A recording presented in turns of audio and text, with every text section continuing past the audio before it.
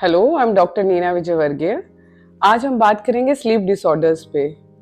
हर इंसान अपनी लाइफ का 1/3 हिस्सा 33% सिर्फ नींद में निकालता है। नींद जीवन का बहुत इंपॉर्टेंट पार्ट है। अगर नींद आने में या नींद लेने में किसी भी तरह की समस्या होती है, किसी भी तरह की प्रॉब्लम होती है, तो वो लाइफ को बहुत प्रॉब्लम्स में डाल देती है। आपकी लाइफ में आपका ऑक्यूपेशन हो गया, प्रोफेशन हो गया, आपकी पढ़ाई हो गई, आपकी सोशल लाइफ हो गई, हर तरह की लाइफ अफेक्ट हो जाती है अगर आपकी नींद प्रॉपर नहीं है तो आज नींद में आने वाली जो प्रॉब्लम्स होती हैं, बीमारियां होती हैं, आज हम उसको डिस्कस करते हैं। सबसे पहले हम बात करेंगे इंसोम्निया की। इंसोम्निया में क्या होता है कि नींद आने में बहुत दिक्कत होती है। हो सकता है हम बिस्तर पे 10 बजे चले गए, पर 2 घंटे, 3 घंटे, 4 घंटे अगर हम सो ही नहीं पा रहे रात के 1 बजे तक, 2 बजे तक, 3 बजे तक, तो ये होता है एक तरह का इंसोम्निया। इसी में एक दूसरा टाइप होता है कि हो सकता है हम बिस्तर पे गए, नींद आ गई, पर बीच में ही नींद खुल गई रात के 2 बजे, 3 बजे, उसके बाद हमें दोबारा नींद में जाने में तकलीफ हो रही है। और किसी किसी इंसान में ऐसा होता है कि वो समय पे सो जाता है, बीच में नींद भी नहीं खुलती, लेकिन सुबह जल्दी नींद खुल जाती है। नींद पूरी नहीं होती, उसके पहले उसकी नींद खुल जाती है और वो वापस से कोशिश करता है कि मुझे नींद आए, पर उसे नींद नहीं आती है। तो ये होता है इंसोम्निया। इसकी वजह से दिन भर फिर इंसान टायर्ड फील करता है, एकदम लेजी फील करता है, फटीग फील करता है, उसे थकान रहती है। कोई भी काम करने में वो जोश, जुनून, उत्साह, उमंग, मोटिवेशन, एक्साइटमेंट का लेवल कम हो जाता है। उससे उसकी सोशल लाइफ इफेक्ट होती है।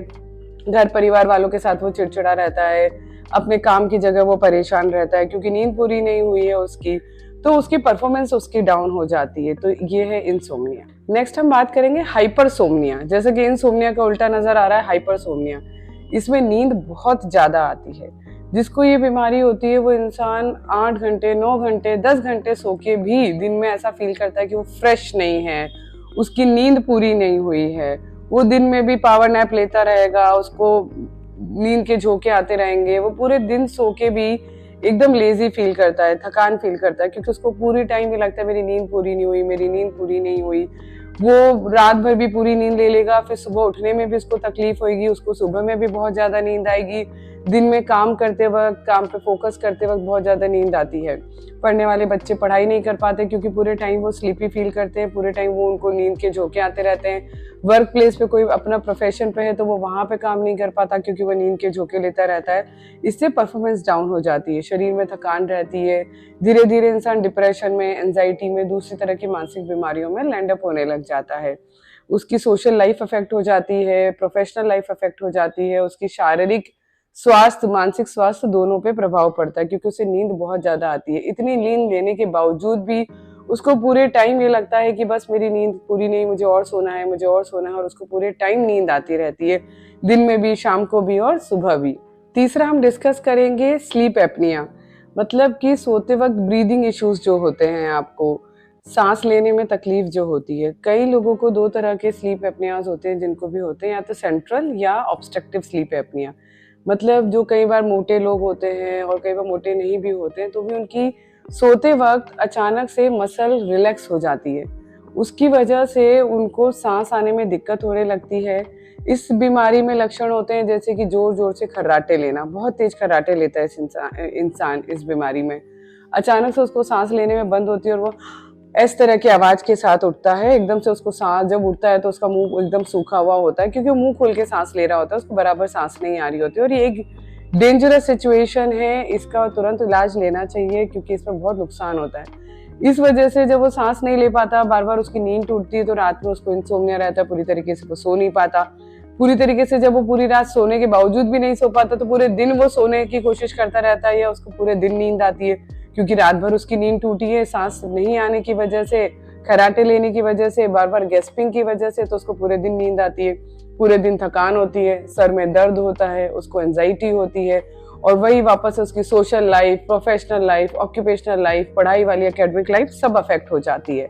तो प्रॉपर इसका ट्रीटमेंट बहुत सही समय पे जरूरी है। नेक्स्ट हम जो डिस्कस करेंगे वो होता है रेस्टलेस लेग सिंड्रोम। इस बीमारी में कोई सोच भी नहीं सकेगा कि ये नींद लेने की दिक्कत, परेशानी, समस्या होती है। इसमें रात होते होते, शाम होते होते पैरों में ऐसे सेंसेशन आते हैं कि एक अजीब सी फीलिंग आती है कि पैर पटकने का मन करता है। अगर आप पैर नहीं पटको तो एक पैरों में बेचैनी महसूस होती है। दर्द नहीं होता, वो एक तरह का दर्द लोग बोलते हैं, डिस्क्राइब नहीं कर पाते कि मैम दर्द भी नहीं है, पर पैर पटकने की इच्छा होती है, नींद नहीं आती है, शाम होते ही बढ़ जाता है, रात में बहुत ज्यादा हो जाता है, जिसकी वजह से सो नहीं पाते, नींद नहीं हो पाती है। इसमें कई लोग रिपोर्ट करते हैं कि रात भर पैर चलाना पड़ता है, क्योंकि जैसे ही पैर चलाते हैं तो आराम आता है। अगर आप पैरों को मूव करेंगे, पैरों को स्ट्रेच करेंगे, वॉक करेंगे तो दर्द खत्म हो जाता है, रेस्टलेसनेस खत्म हो जाती है, बेचैनी खत्म हो जाती है पैरों की।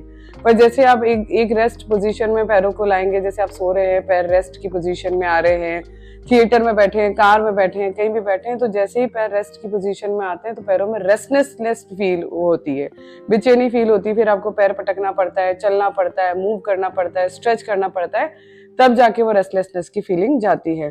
तो रात भर जब आप पैर पटकेंगे, रात भर जब आप बेचैनी पैरों में महसूस होगी, तो उस वजह से सो नहीं पाते, नींद पूरी नहीं हो पाती है।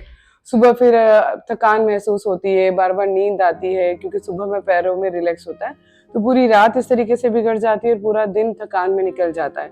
तो ये एक बीमारी होती है, रेस्टलेसनेस लेग सिंड्रोम। नेक्स्ट हम डिस्कस करेंगे सर्केडियम रिदम डिसऑर्डर। जो हमारे दिमाग की क्लॉक होती है, वो उसकी सेटिंग बिगड़ जाती है। कहने का मतलब दिन रात हो जाता है, रात दिन हो जाती है, रात में हम कोशिश करते हैं इस बीमारी में सोने की, तो नींद नहीं आती है, बहुत मुश्किल हो जाता है कि नींद आए, और आती है तो वो बीच में टूट जाती है। तो रात एक तरीके से दिन हो जाते हैं, इंसान पूरी रात कोशिश करता है, सो नहीं पाता, और उस वजह से पूरे दिन उसे फिर नींद महसूस होती है, पूरे दिन वो उठ नहीं पाता, क्योंकि जब पूरी रात वो सोया नहीं है, सोने की कोशिश करता रहा है, क्योंकि क्लॉक बिगड़ गई है दिमाग की। क्लॉक बिगड़ते ही सब कुछ उल्टा पुल्टा हो गया है, तो उसको पूरे दिन उसे नींद आती है, पूरे दिन थकान होती है, कमजोरी महसूस होती है, और उसका पूरा दिन सिर्फ नींद लेने में बिगड़ जाता है। अब किसी का प्रोफेशन है, किसी की जॉब है जहाँ उसे दिन में काम पे जाना है, और उस वक्त उसको पूरे दिन नींद आएगी, तो उसका प्रोफेशन, उसका ऑक्यूपेशन तो खत्म हो जाएगा वहीं पे। वहीं उसकी सोशल लाइफ खत्म हो जाती है, क्योंकि दिन में जब सब जागते हैं तो वो इंसान दिन में सोता है। धीरे धीरे इसी तरीके से वो डिप्रेशन में जाता है, क्योंकि पूरी पूरी रात जब वो जग रहा है, जब उसके पास कुछ काम नहीं है, लोग नहीं है बात करने को, तो वो डिप्रेशन में चला जाता है, उसको एंजाइटी इश्यूज होने लगते हैं। तो ये उसकी क्लॉक उसकी बिगड़ जाती है, जिसको ठीक करना बहुत जरूरी है, और इस बीमारी को बोलते हैं सर्केडियम रिदम डिसऑर्डर। लास्ट हम डिस्कस करेंगे पैरासोमनियास, मतलब नींद की कुछ ऐसी बीमारियां जो सुनने में बड़ी इंटरेस्टिंग लगती है, पर बहुत ज़्यादा इससे पेशेंट्स परेशान होते हैं जिनको ये बीमारी होती है। जैसे कि हमने मूवीज़ में देखा होगा, या फिर हमने लोगों का सुना होगा कि नाइट वॉकिंग, नाइट में सोना, चलते हैं लोग, नींद में चलने लगते हैं। जो एनआरईएम स्लीप डिसऑर्डर होता है, उसके अंदर क्या होता है कि इंसान उठ के चलने लगता है, उसका चेहरा एकदम ब्लैंक होता है, स्टेयरिंग आईज होती है, सामने वाला उसे जगाने की कोशिश करे तो उसे पता नहीं चलता, उसको कोई मेमोरी नहीं होती कि मैं रात में चला, मैं घूमा, मैं कहीं निकल गया। ये कई बार लाइफ थ्रेटनिंग होता है, क्योंकि इसमें नींद में इंसान चलता है तो हो सकता है उसको कोई इंजरी हो जाए, अगर वो रोड में निकल जाए, उसका कोई एक्सीडेंट हो जाए, तो ये लाइफ थ्रेटनिंग होती है, खतरनाक होती है। ऐसे ही होता है नींद में बोलना, कई लोग नींद में बोलते हैं, बात करते हैं, उनसे सुबह पूछते हैं, उन्हें कुछ याद नहीं होती, उनकी पूरी याददाश्त गायब होती है। कई लोग बहुत तेज चीख के उठते हैं रात में, चिल्लाते हैं, जिससे पूरे घर वालों की नींद खुल जाए, क्योंकि उन्होंने बहुत ही या तो बुरा सपना देखा होता है, पर स्टिल उन्हें कुछ भी याद नहीं होता। उस वक्त उन्हें बहुत जोर से हिलाया जाए, उनसे बात करी जाए, स्टिल वो अपनी नींद से बाहर नहीं आ पाते। नींद से बाहर नहीं आ पाते, उन्हें उस चीज़ की कोई मेमोरी नहीं होती है। अगर सुबह उठे पूछा जाए तो उन्हें कुछ याद नहीं रहता कि वो क्यों चीखे, क्यों चिल्लाए, नींद में क्यों बोले, उन्हें कुछ याद नहीं होता।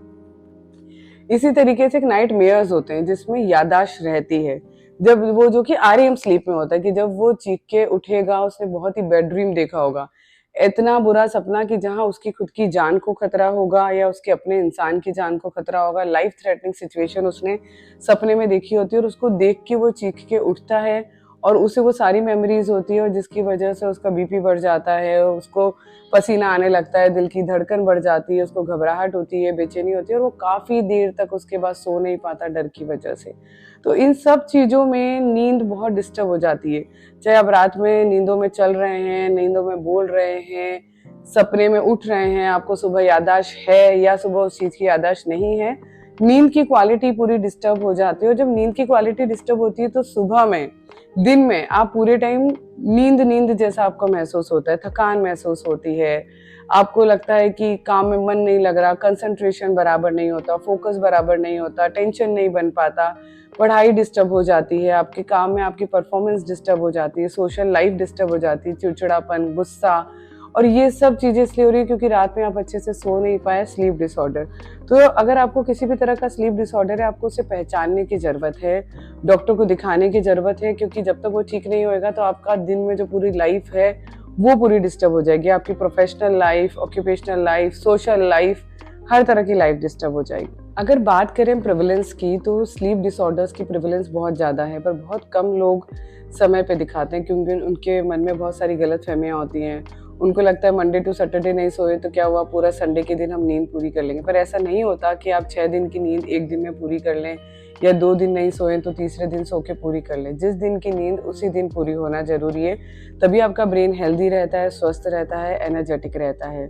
दूसरा, लोगों को लगता है कि खर्राटे लेना नॉर्मल है, खर्राटे लेना नॉर्मल नहीं है। अगर इसके पीछे कोई भी मेडिकल कॉज है, कोई भी स्लीप डिसऑर्डर अगर परमानेंट है, तो आपको डॉक्टर को दिखाना जरूरी है। कईयों को लगता है कि 2 पैक दारू पी लो नींद बहुत अच्छी आती है, नशा कर लो नींद अच्छी आती है। वो बिल्कुल गलत तरीका है, वो एकदम गलत भ्रांति है। एक और मानसिक बीमारी आपको गिफ्ट में मिल जाती है, नशा। तो आपको नशा नहीं करना चाहिए, अल्कोहल नहीं लेना चाहिए। कई लोग आदी बन जाते हैं नशे के, सिर्फ अपनी नींद की वजह से। तो नींद में अगर दिक्कत आती है तो आपको अपने साइकियाट्रिस्ट को दिखाना चाहिए, ना कि नशे की मदद लेनी चाहिए। तो लगता है कि सुबह अलार्म भर के बार बार हर 5 मिनट में अलार्म बंद करने से अच्छा होता है, सुबह नींद खुल जाती है, पर वो एक गलत तरीका है। नींद हमेशा 7 से 8 घंटे की साउंड स्लीप होना जरूरी है। तो जब भी आप सोएं तो फ़ोन को साइलेंट पे करके सोएं। आपकी छोटे छोटे मैसेज के वाइब्रेशन से, मैसेज की टोन से, फ़ोन कॉल से जब नींद डिस्टर्ब होती है तो नींद का क्वालिटी डिस्टर्ब होता है, आपका ब्रेन का सोचने समझने की क्षमता डिस्टर्ब होती है, आपकी प्रॉपर लाइफ पे उस चीज़ का बहुत फ़र्क पड़ता है, आपका चिड़चिड़ापन, गुस्सा उन सब चीज़ों से बढ़ता है। तो जब इतने लाखों करोड़ों लोगों की नींद की समस्याएं हैं, पर वो लोग या तो फिजिशियन से नींद की गोली लेके खाते हैं या नशे का सहारा लेके नींद को पूरी करते हैं, जो कि दोनों ही गलत तरीके हैं। हमें प्रॉपरली साइकियाट्रिस्ट को दिखाना चाहिए। जब भी आप साइकियाट्रिस्ट के पास आते हैं, डॉक्टर आपसे पूछता है आपका क्या स्लीप पैटर्न है, कितनी बजे आप सो पाते हैं, कितनी बजे उठ पाते हैं, नींद की क्वालिटी कैसी है, बीच में नींद ब्रेक तो नहीं होती, बीच में नींद टूटती नहीं है, सपने कैसे आते हैं, ज़्यादा आते हैं, कम आते हैं, डरावने आते हैं, नहीं आते हैं। साथ वाले से पूछा जाता है कि इसकी नींद कैसी है, पैर तो नहीं पटकता है नींद में, खर्राटे तो नहीं लेता है नींद में बात तो नहीं करता है, नींद में चलता तो नहीं। बहुत सारी चीज़ें हैं जो आपका क्लिनिकल एग्जामिनेशन किया जाता है, नींद के बारे में पूछा जाता है, पूरी हिस्ट्री ली जाती है।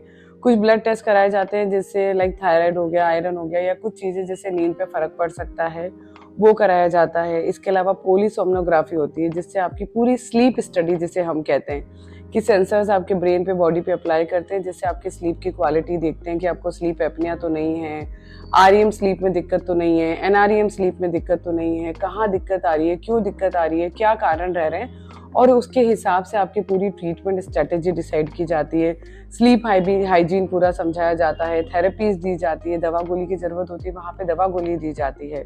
एक भ्रांति ये भी है कि साइकियाट्रिस्ट के पास जाएंगे तो नींद की गोली की आदत लग जाएगी, पर साइकियाट्रिस्ट नशा छुड़ाने के डॉक्टर होते हैं, नशा लगाने के डॉक्टर नहीं होते हैं। उल्टा मैक्सिमम जितने पेशेंट्स आ रहे हैं ऑलरेडी वो फिजिशियन से कहीं ना कहीं नींद की दवाइयाँ ले रहे होते हैं, या वो कोई ना कोई नशा कर रहे होते हैं अपनी नींद को नॉर्मलाइज करने के लिए। तो उल्टा साइकियाट्रिस्ट तो वो सब चीज़ें छुड़ाते हैं, और जहाँ ज़रूरत होती है वहाँ दवा देनी भी पड़ती है, क्योंकि ब्रेन को हेल्दी रखना और नींद को प्रॉपर करना एक बहुत बड़ा टास्क होता है जो जरूरी है आपको बाकी दूसरी मानसिक बीमारियों से बचाने के लिए। ओवरऑल अगर हम ट्रीटमेंट पार्ट पे बात करें तो मेन जो होता है, जब हम प्रॉपर क्लिनिकल एग्जामिनेशन करते हैं, पेशेंट से सब कुछ पूछते हैं, तो उसके बाद उसका ट्रीटमेंट स्टार्ट करते हैं। किसी को मेडिकेशंस रिक्वायर्ड होती है तो मेडिकेशंस देते हैं, थेरेपीज रिक्वायर्ड होती है तो थेरेपीज देते हैं। स्लीप हाइजीन के बारे में पूरा समझाते हैं कि जब भी आप बिस्तर पे जाएं तो बेडरूम को सिर्फ सोने के लिए यूज़ करें, रात में बिस्तर पे जाने के बाद अपना फ़ोन यूज़ ना करें, टीवी यूज़ ना करें, कोई भी ऐसा स्टिमुलाई जिससे नींद डिस्टर्ब होती है, जैसे तेज आवाज़ वाली बात हो गई तो तेज आवाज़ नहीं होनी चाहिए,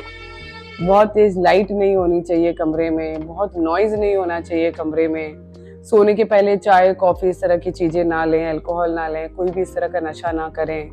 इसके अलावा बहुत हैवी एक्सरसाइजेज ना करें सोने के पहले जिससे आपकी स्लीप डिस्टर्ब हो। एकदम पॉजिटिव अफर्मेशंस के साथ और पॉजिटिव थॉट प्रोसेस के साथ आप सोएं। अपना बेड सिर्फ सोने के लिए यूज़ करें। अपने फ़ोन को साइलेंट मोड पे रखें। बार बार वाइब्रेशंस या रील्स देखना या बार बार मैसेज टोन, बार बार मैसेज चेक करना, ये सब नहीं होना चाहिए। इन सब से आपकी स्लीप की क्वालिटी डिस्टर्ब होती है। तो स्लीप एक बहुत अहम हिस्सा होता है जीवन का। स्लीप को बहुत इंपॉर्टेंस देनी चाहिए। पढ़ने वाले बच्चों के लिए स्लीप बहुत ज़रूरी है, बड़े लोगों के लिए स्लीप बहुत ज़रूरी है, और जितने भी मानसिक रोग होते हैं कहीं ना कहीं वो सब नींद से जुड़े हुए रहते हैं। मैक्सिमम शारीरिक रोग नींद से जुड़े होते हैं। तो अगर आपकी नींद अच्छी होगी तो आपके मानसिक स्वास्थ्य बना रहेगा, आपका शारीरिक स्वास्थ्य बना रहेगा। तो नींद अच्छी होना जरूरी है। तो जब भी आपको नींद में ट्रबल हो, प्रॉब्लम हो, स्लीप डिसऑर्डर्स में कोई भी डिसऑर्डर हो, तो आपको तुरंत डॉक्टर से संपर्क करना चाहिए। Thank you so much.